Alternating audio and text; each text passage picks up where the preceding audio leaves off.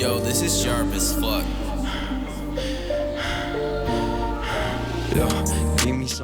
My name is Josh, and I'm a calisthenics athlete. Cause nothing ever feels appealing.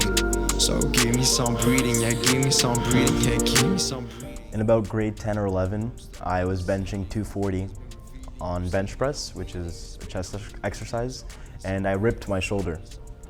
Ever since, doing push-ups and any type of strenuous chest movement makes my shoulder pop in and out. I was looking for a way to work around my injury, and seeing these people in 2019, 2020, posting these insane clips online, defying gravity, defining their own limits, and I wanted to do that. I thought that's for me. Calisthenics is a very mindful practice. Most of my workouts were actually done at the park, outside, in spaces where you wouldn't even think you could work out.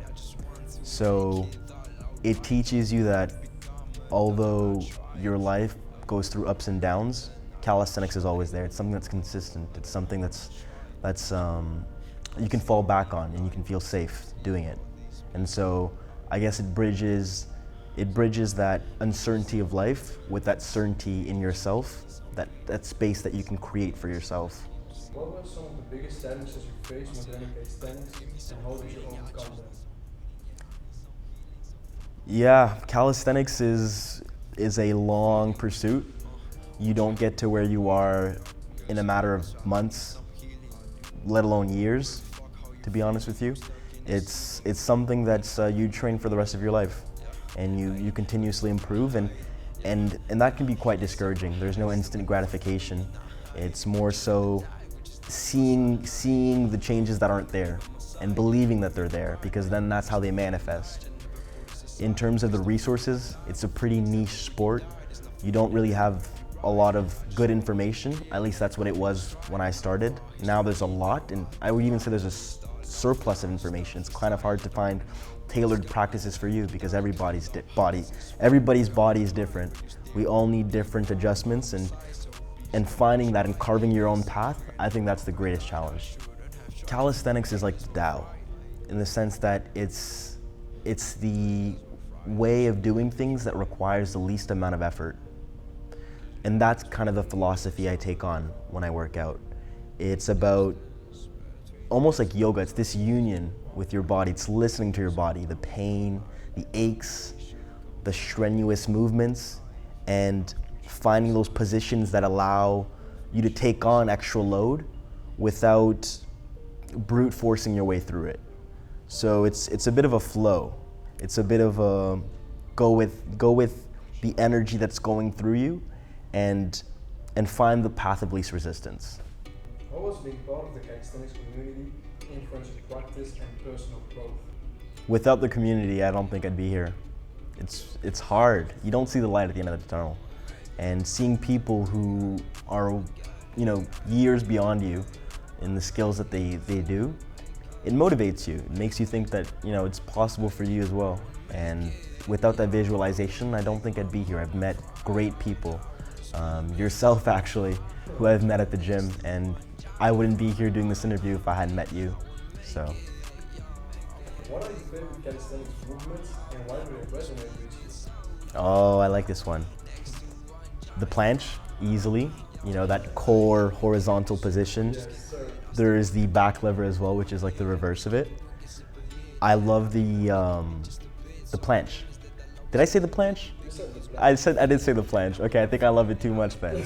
Yeah, the front lever, the back lever, all of these horizontal movements where you're just in a static position, but it's dynamic because you're actually fluctuating up and down, but you make it look static.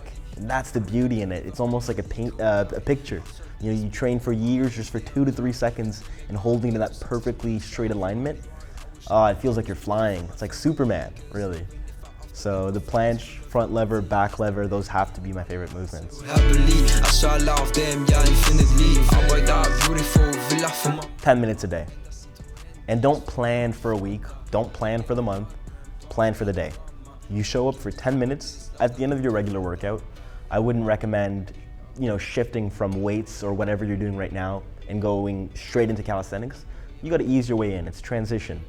So I would recommend starting with the handstand. I think it's one of the most basics movement. Don't try to do it without the wall. Be humble, take your time. Start with the wall. 10 minutes at the end of your session. Kick up, you're gonna fall down. You might not even hold it for more than 10 seconds, let alone 5. But over time, you'll see the progress, you'll see the effort you've been putting in, and it will be fruitful. So just 10 minutes, don't plan for the day ahead, don't plan for the week ahead, just for the day of.